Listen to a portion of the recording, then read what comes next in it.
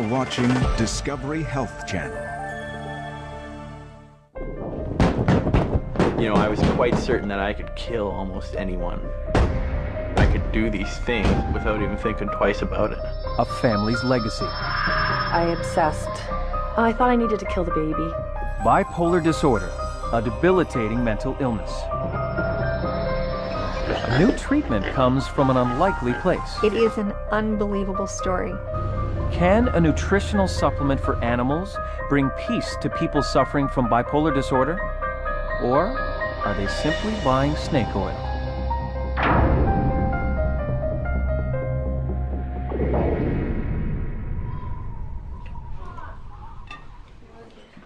Yeah, that's pretty good. Tony Stephan is the kind of man who lives for his children. There are 10 of them and half a dozen grandchildren. To outsiders, the Stephans look like a big, happy Mormon family. They are close and devout. Our righteous Father in heaven, we're truly grateful for this wonderful day, and we're grateful for the food that's set before us. In the name of Jesus Christ, amen. But this family has an anguished past. After the birth of their 4th child, Tony's wife Debbie struggled with severe emotional problems. She finally went to her doctor.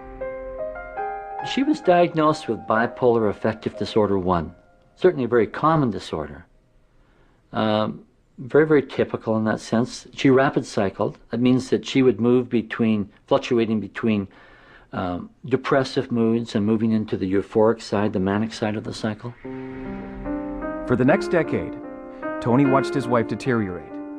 There were some days she couldn't get out of bed, where she had no vitality for life at all, where her life was very sullen, very, very deeply depressed. Then she would have the mood swing. She would move into the manic cycle where she was very, very high and she had a lot of energy, and by 3 o'clock, 4 o'clock in the morning, the lights were all on the house, the vacuum cleaner was running, the music was blaring. A lot of inappropriate behavior. They tried a cocktail of drugs, but nothing worked. Desperate, Tony decided to move to Debbie's hometown. Cardston, Alberta is bedrock Mormon country. Surrounded by family, friends, and her church, Tony hoped Debbie would get better. But the move only made things worse. I remember waking up one night in the middle of the night, and she was in bed with me, and she was sitting up and she was crying. And I remember asking her, "Deb, what's wrong? What's happening? Why are you crying?" And she said, "I just don't know. I don't know who I am anymore. Am I this person or am I that person?" But Tony wasn't around much to comfort her. His new job as a distributor of pet supplies kept him on the road a lot.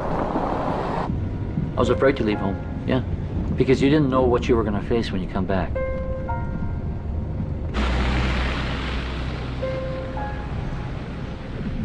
Debbie wallowed in a deep depression for 2 more years. By January 1994, she could take it no longer. I had a very, very bad feeling about the situation. I called a number of times, and unfortunately, it came to me. I felt like she was gone. While Tony was away on business, Debbie Stephan hooked up a hose from the exhaust pipe of their minivan. She died of carbon monoxide poisoning.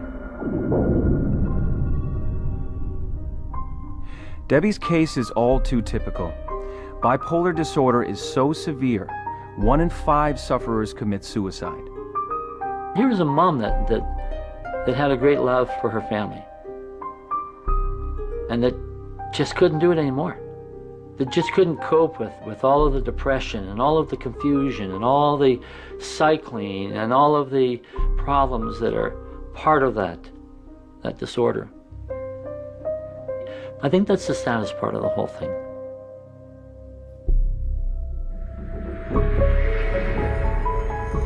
Scientists believe some people are predisposed to bipolar disorder. New research suggests a stressful life event may alter the delicate balance of neurotransmitter chemicals in the brain. Too much of one chemical, too little of another, can trigger periods of wild and inappropriate behavior, followed by deep despair.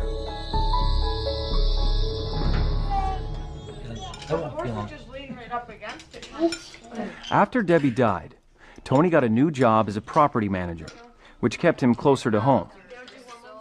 He remarried. He and new wife Barbara did their best to hold the family together, but it was a struggle. Tony began to see that two of his children, Autumn and Joe, had inherited their mother's disorder. Joe was just 13 years old when he first noticed the signs. I would just get all dark and dingy. You know, I was quite certain that I could kill almost anyone or anything. You know, it even scared myself that I could do these things without even thinking twice about it. He was a wonderful young little guy. And all of a sudden, this young man hits puberty. The whole picture changes, you see. All of a sudden, he's depressed, and he's hyper-irritable, and he rages at the drop of a pin, and he's explosive. And then he's high. And Joseph was dangerous. He was obsessed with knives. I was very paranoid of being attacked by, you know, like government kind of things, you know, SWAT teams and stuff. So I would stockpile just about any kind of weapon I could get my hands on. You know, knives, even rifles. Just about anything that I could maim or destroy. I would have piled away somewhere. He slept in the room above us. And if it sounded like he had woken up and gotten out of bed, we were up like a bolt. We had to. We were very, very nervous, very, very afraid, because his behavior was so unpredictable.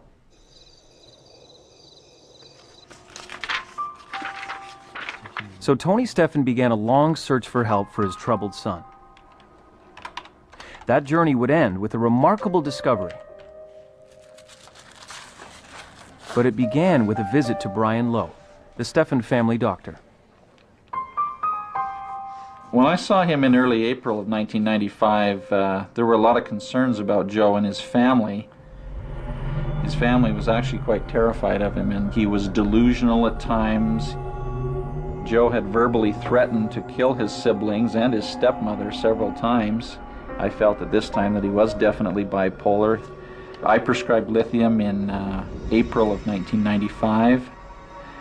There was some concern about his compliance with medication of lithium. That was just a horrendous feeling. I hated that. Whenever I would take that, I would get the shakes and just feel so crappy. Like it made me feel not all there, like physically. I just didn't feel good at all. Like so many bipolar patients, Joseph had trouble with the side effects of lithium: nausea, grogginess, and weight gain.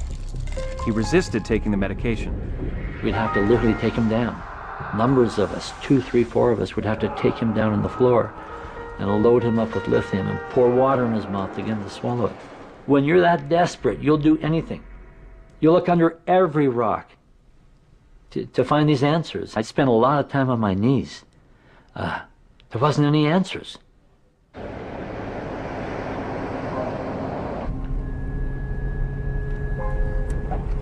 Tony was at his darkest moment when he believes his prayers were finally answered. Yeah, this carpet's gotta be about 16 years. Sir?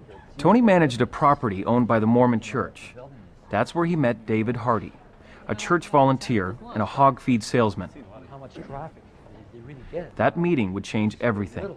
I remember him saying one day, as we were standing in that hallway talking about this, he said, "You know, Tony, I don't know a whole lot about mental disorders, but," he said, "I spent 20 years in the animal feed industry." He said, "I used to formulate feed for livestock," and he said, "There was something that I saw commonly in the hog pens." David's barnyard observation would prove pivotal.